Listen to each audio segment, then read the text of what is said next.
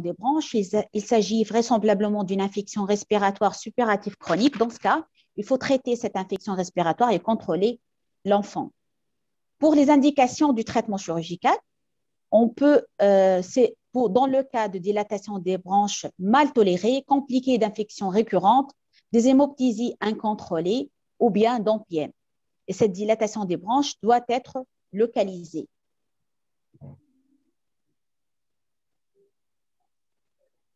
Suivant, s'il vous plaît, diapo suivant. Donc, l'indication de la chirurgie, dilatation des branches mal tolérées, compliquées, d'infections respiratoires récurrentes, d'hémoptysie incontrôlée et des empyèmes. Et bien sûr, pour les dilatations des branches qui sont localisées.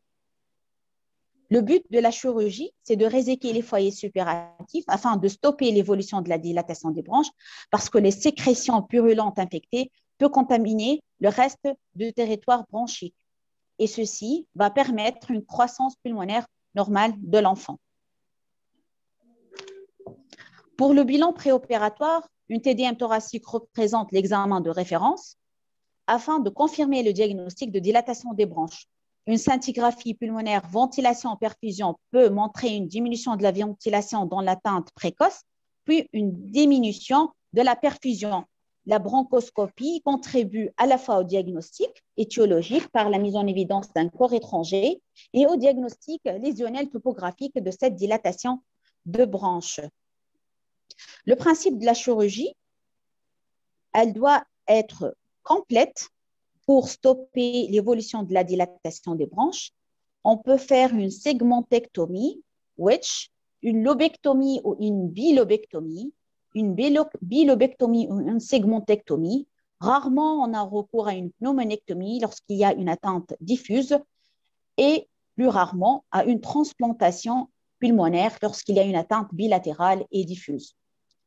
Dans notre service, on a opéré 40 dilatations des branches jusqu'à 2010 et puis ce nombre a nettement diminué. Ceci souligne le rôle de l'antibiothérapie, de la vaccination, la prophylaxie et la bronchoscopie qui ont diminué fortement la survenue de dilatation des branches chez l'enfant. L'âge moyen de la chirurgie dans notre série est de 7 ans. Elle est de 12 ans dans la littérature. La prise en charge médicale avant l'indication de la chirurgie était en moyenne de 4 ans et la symptomatique très série a été comme suit. Une bronchopneumopathie à répétition était présente dans 100% des cas, une toux productive récurrente, des hémoptysies dans un quart des cas et une pleurésie purulente dans 2 cas parmi les 45 cas opérés. Les étiologies étaient inconnues dans 45% des cas.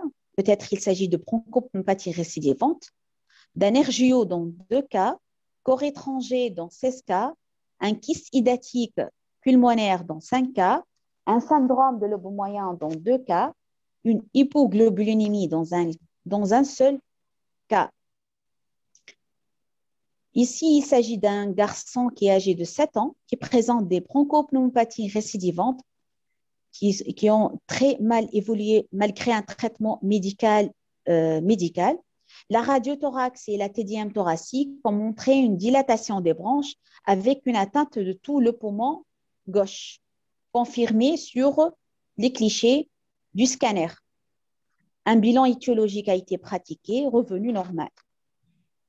Devant cette symptomatologie récurrente de bronchopneumopathie avec à l'imagerie un poumon gauche complètement détruit, on a décidé de réaliser une pneumonectomie gauche avec à l'examen anatomopathologique une dilatation des branches et des lésions d'artérite à cellules géantes. C'était un poumon complètement détruit par cette dilatation des branches. Deuxième cas, donc un garçon qui est âgé de 9 ans, qui a présenté une toux productive traînante avec quelques épisodes d'hémoptysie. La radiographie de thorax pratiquée a montré une opacité systématisée du lobe moyen, Le scanner thoracique, présence d'une formation liquidienne multilobulée du lobe moyen. Devant la destruction de ce lobe moyen, on a décidé de faire une lobectomie moyenne et l'examen anatomopathologique a montré une dilatation des branches avec une importante pneumonie. Donc, c'est une dilatation des branches secondaire à une pneumonie du lobe moyen. Troisième observation, une cavité résiduelle après un kyste hydatique du poumon complètement vomiqué. Donc, il y a une destruction de la branche par la membrane proligère et sur la radiothorax et le scanner, une dilatation des branches kystiques du lobe inférieur gauche. Un enfant de 9 ans qui présente une toux et des hémoptysies et le scanner a montré une dilatation des branches de la pyramide basale gauche sur un corps étranger. Et devant la destruction de ce lobe, on a décidé d'opérer et en opératoire, on a trouvé le corps étranger responsable de la dilatation et de la destruction de ce lobe pulmonaire avec des suites opératoires simples et absence de récidive. Un autre enfant âgé de 9 ans qui présente des bronchopneumopathies récidivantes supérieures à 4 épisodes par an. La radiothorax a montré une lésion excavée du segment latérobasal avec présence d'adénopathie médiastinale. Et le TDM thoracique, une distension kystique des branches au niveau pulmonaire gauche. La lobectomie inférieure a été pratiquée avec une confirmation du diagnostic de dilatation des branches à l'examen anatomopathologique. Un autre enfant qui est âgé de 5 ans, qui présente des bronchopneumopathies récidivantes avec, aux examens radiologiques, une dilatation des branches sur corps étranger. Et lorsqu'il y a une dilatation avec une destruction du lobe, on va faire bien sûr une lobectomie inférieure droite. Les suites post-opératoires, on n'a aucun cas de décès. Les complications étaient de 3 cas parmi les 45 opérés. Un pneumothorax qui a très bien évolué par un simple drainage, un encombrement bronchique dans 2 cas. Les complications peuvent être diminuées par une bonne préparation préopératoire par l'antibiothérapie et la kiné respiratoire et en post-opératoire par l'analgésie et la kiné respiratoire.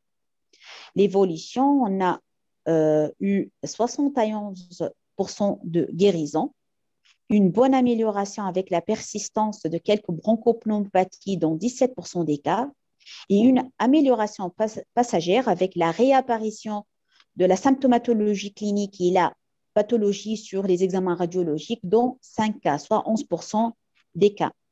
Pour la guérison, corps étranger dans 85%, il y a une disparition de la symptomatologie avec une amélioration et disparition de la et absence de récidive dans 87% des cas des corps étrangers, kyste hydatique dans 100% des cas, l'étiologie inconnue dans 57% des cas et le syndrome de lobe moyen dans un seul cas. Pour l'amélioration avec la persistance de quelques bronchopneumopathies, corps étranger dans 2 cas, l'étiologie inconnue 4 cas ont eu une amélioration avec la persistance de quelques bronchopneumopathies transitoires et le syndrome de lobe moyen dans un seul cas. Et récidive dans 4 cas parmi les étiologies de dilatation des branches inconnues et un cas d'hypoglobulinémie. Avec l'explication, c'est une dilatation des branches qui est diffuse avec un risque de récidive vu que c'est une maladie constitutionnelle. L'hypoglobulinémie, donc le scanner à 3 ans post-opératoire montrant la récidive bilatérale de la dilatation des branches. Alors, comme commentaire, la maturation et la croissance pulmonaire sont maximales lors des premiers mois par multiplication alvéolaire, puis cette multiplication va s'arrêter et la maturation et la croissance vont se poursuivre jusqu'à l'âge de 8 ans par une croissance alvéolaire. Donc, il faut opérer précocement, mais bien sûr après quelques mois de traitement médical pour s'assurer qu'il ne s'agit pas d'une distension bronchique passagère et que c'est une dilatation des bronches qui est irréversible et persistante, localisée bien sûr, et pour préparer l'enfant par l'antibiothérapie et par la kiné respiratoire afin de diminuer la morbidité post-opératoire. Dans notre série, la durée d'évolution était en moyenne de 4 ans. Pour la dilatation de bronches, cette période est non justifiée parce qu'il y a un retentissement sur la maturation bronchopulmonaire. Je viens de dire que la dilatation des bronches par les sécrétions infectées peut donc perturber la maturation bronchopulmonaire par la diffusion de l'infection, avec un retard staturopondéral comme conséquence et un retentissement sur la qualité de vie. L'étiologie particulière de notre série, c'est la présence de corps étrangers dans 16 cas, alors que dans la littérature, il y a pratiquement quelques cas, d'où l'intérêt de la prophylaxie. Et il ne faut pas hésiter à demander une bronchoscopie en cas de doute sur un corps étranger responsable de dilatation des bronches. Le kyste hydatique, dans 5 cas, il faut penser au kyste hydatique pulmonaire. Nous sommes en Tunisie, c'est une zone endémique, même si la sérologie est négative. Alors, pour les indications de la chirurgie, elles dépendent de l'étendue de l'atteinte de la dilatation des bronches, l'étiologie, la gêne, la tolérance, l'hémoptysie, l'infection résistante et le retard staturopondéral et bien sûr sur le niveau socio-économique. Donc, il y a un article publié dans The Lancet en 2018 là, qui parle du traitement, de la prise en charge de la dilatation des bronches chez l'enfant. Donc, le traitement chirurgical, généralement une lobectomie, peut être bénéfique dans des cas bien particuliers, à savoir une dilatation des bronches localisée, sévère, symptomatique et bien sûr sans cause générale. Alors, pour toute dilatation des bronches localisées sur cause locale, l'indication chirurgicale est certaine. Il faut faire une chirurgie précoce si cette dilatation est bien contrôlée par le traitement médical, pour les raisons déjà citées. Stopper la diffusion de la dilatation et arrêter l'évolution de cette pathologie. Pour la maladie constitutionnelle, même s'il s'agit d'une dilatation des bronches localisées, cette chirurgie est discutée parce qu'il y a un risque de récidive qui est très important. Pour les maladies constitutionnelles évolutives, avec une dilatation des bronches localisées, le traitement chirurgical peut se concevoir, mais il y a un risque d'amputation et de récidive. Alors, l'extension de la dilatation des bronches dans la maladie constitutionnelle est expliquée par l'évolution de la maladie, bien sûr, et par la contamination des bronches saines par les sécrétions affectées de dilatation des bronches.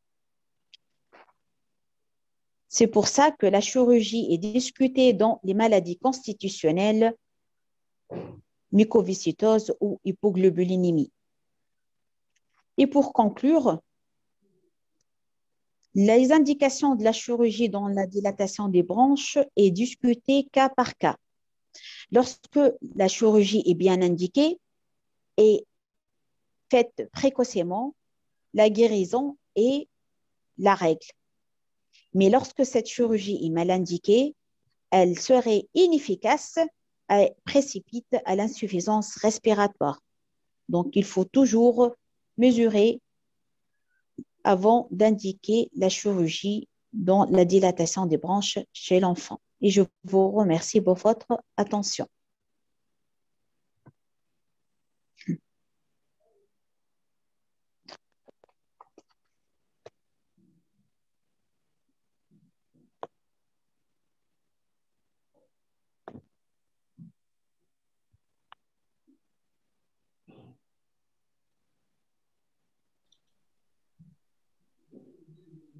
Je ne sais pas, est-ce qu'il y a des questions? Oui, exactement. Est-ce qu'il a des questions? Merci, c'est clair. Merci pour votre Merci. flexibilité, Dr. Keshish Saha. Merci beaucoup. Merci beaucoup. Merci à vous. Dr. Boussafara.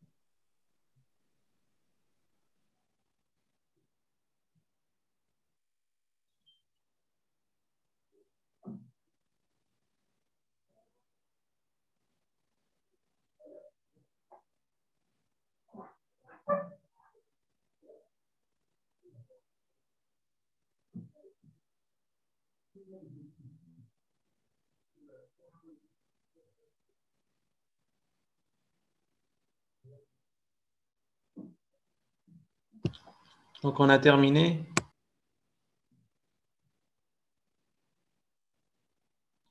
Oui, pour ce matin, on a terminé ce qu'on a prévu. Alors, je vais arrêter mon partage. Pour ce matin, on a terminé ce qu'on a prévu. Ce que j'ai noté à travers vos demandes, donc les PDF, donc je vais recevoir toutes les PDF, toutes les PowerPoint de la part de Dr. Safara et je vais partager avec vous l'ensemble des supports. Sinon, par rapport aux vidéos, vous aurez toutes les 8 présentations qui ont été faites hier et aujourd'hui, donc sur la chaîne Catharsis à partir de lundi matin, Inch'Allah. Voilà, portez-vous bien et bon week-end. Merci beaucoup. Merci beaucoup, au revoir. Au revoir, au revoir, au revoir. Merci, au revoir. Bon week-end.